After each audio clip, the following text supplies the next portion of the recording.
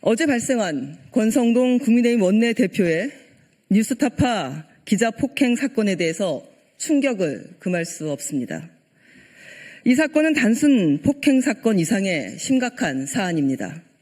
권 원내대표는 카메라가 켜진 상태에서 벌어진 사건이며 기자가 언론의 자유와 안전을 보장받지 못하는 헌법적 기본권을 무참히 침해했습니다. 이에 더불어민주당 전국여성위원회와 민주당 소속 여성의원들은 국민의힘 권성동 원내대표를 규탄하고 폭행에 대한 처벌을 요구하는 기자회견을 마련했습니다. 기자는 이렇게 잡지는 마시고요.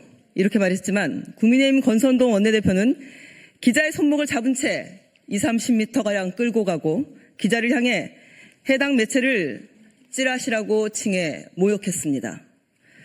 선택적 언론관을 가지고 여성에 대한 구조적 차별은 없다던 윤석열 내란 수계와 같습니다. 역시 그 윤석열의 그 권성동입니다. 미디어 담당관 오라 그래. 니네들 여기 있어. 도망 못 가게 잡아. 이렇게 지시하는 등 평소 언행이 얼마나 강압적인지 민낯 없이 그 민낯이 여과 없이 드러났습니다.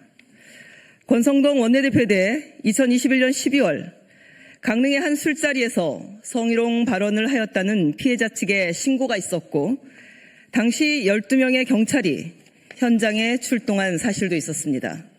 권성동 원내대표는 2014년 국정감사장에서도 핸드폰을 통해 여성 비키니 사진을 훔쳐본 전력도 있습니다. 역시 제 버릇은 개 못 주나 봅니다. 국민의힘 권성동 원내대표는 당장 기자에게 사과해야 합니다. 그리고 국회의원의 품위 유지 의무를 저버린 것에 대한 책임을 통감하고 국민의힘 원내대표직도 당장 사퇴하시기 바랍니다. 권성동은 여성기자 폭행, 언론 탄압 공식 사과하고 사퇴하라. 권성동 국민의힘 원내대표가 자신에게 질문하는 여성기자의 손목을 거칠게 잡아 끌고 가는 폭력을 행사했습니다. 또한 특정 언론사에 대한 비하 발언을 반복하며 언론사를 모욕했습니다. 이는 명백한 언론 자유에 대한 침해 행위입니다. 공당의 원내대표이자 중진 정치인의 행동이라고 믿을 수 없는 참담한 일입니다.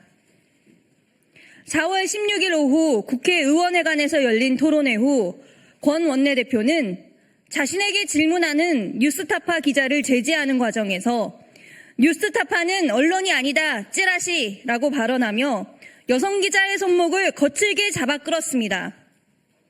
여성 기자는 제 손목을 강제적으로 잡은 것을 사과해달라고 요구했지만 권 원내대표는 끝내 사과하지 않고 오히려 이 기자를 출입금지 조치하라고 말하기까지 했습니다.